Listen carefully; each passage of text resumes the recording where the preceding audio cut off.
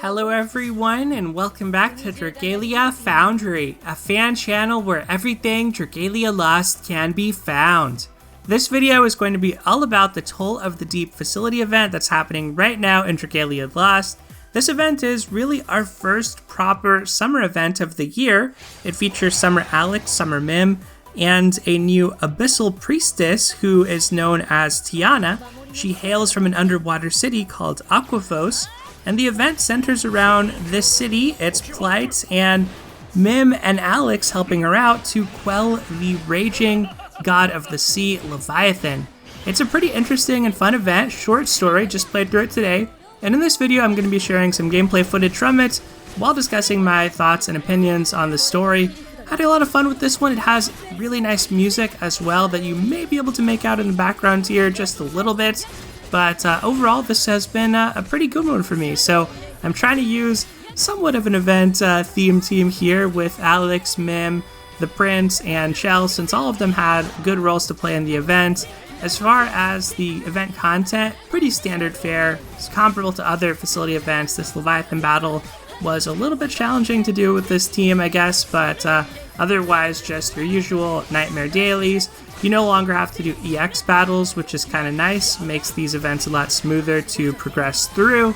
And another good thing to mention on this event, besides the usual rewards, is the worm prints this time around have been phenomenal. So we got a critical damage double buff worm print in the treasure trade, which we have not had access to since the Monster Hunter event first ran last year, and since that ended, the limited time feline hospitality print, which is used in a lot of speed clears and is pretty popular in the meta, had not been available. And finally, we have a replacement print for that as the 5-star print associated with this event.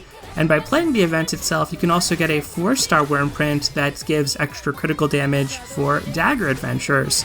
So all in all, good rewards, good gameplay, and good music, and I like the story too, so this was a hit for me. One thing to note about the story as well, it's only 5 parts. It felt very compact, so similar to last month, I got the same sort of feeling with our invasion event, Children of Yggdrasil, and I felt that way now as well. This wasn't like a full blown out, super highly produced mega event or anything like that.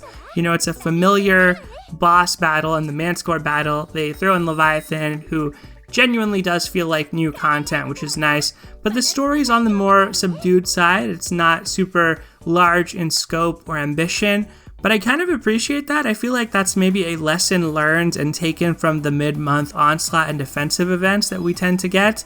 Those stories are usually more compact, but they're still very enjoyable, and that's how I felt this story was as well. So as I mentioned, I played through it today.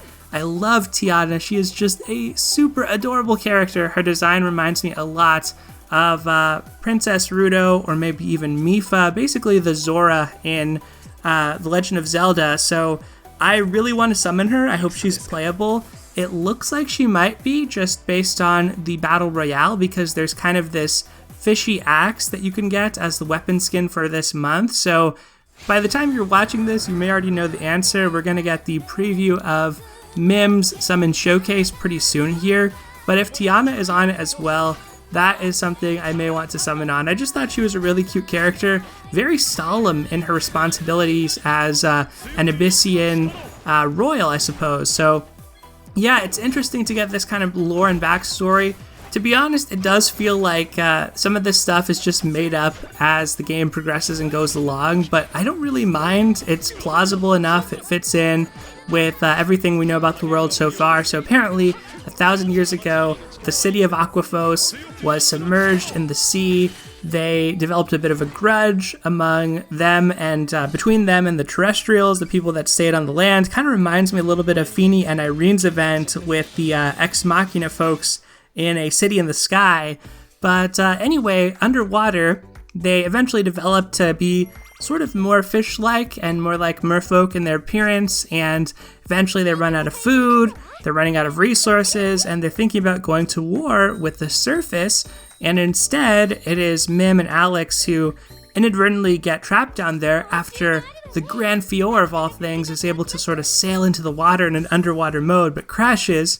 They get trapped down there, they meet Tiana, and they have a little adventure together. They try to appeal to Leviathan. We find out that he's not even able to contain some of his vile, destructive power, but they form a plan to get the prince down there, at least one of the royal siblings, to form a dragon pact, and kind of a nice use of dragon pacts that we haven't really had in a long time, which is funny because it's so sort of core and fundamental to what's going on. They also had a call out to Mercury at one point where they're questioning, like, how are we going to get back down here? Oh, right, we have Mercury. We have all these water dragons. And as you can see, the event had some pretty great cutscenes, so I just clicked into this one here. This was one of the first ones at the beginning with the splash art. I think this is what you first see when you click into the event, so obviously they're trying to draw the audience in right away.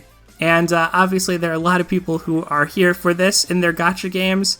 I don't really mind. As I said in a previous video, I'm not particularly interested in Alex or Mim, but I want to summon Tiana just because she's so cute. And hopefully she's a formidable axe type unit as well.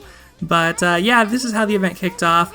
The other highlight as far as like the production quality of the event, in my opinion, was toward the end when the day is actually saved. Some of the music kicks in. Tiana is prevented from suffering a terrible fate where she was willing to sacrifice herself for everybody, and that music kicks in, the theme for the event, and it just feels really glorious. So all in all, this was a fun one. I really enjoyed this event. I focused on a few characters, but brought enough shine onto those characters, and even had some nice moments for Chell as well.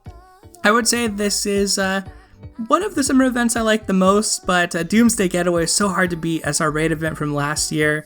Anyway, though, that's pretty much going to do it for today. Let me know how you enjoyed this event, and I'll be continuing to read your comments, catching up on Dragalia Lost content. Hopefully our mid-month Hinamoto-themed summer event is just as good. That is going to do it for today, though, everyone. Thank you as always for watching. Take care, and I'll see you next time.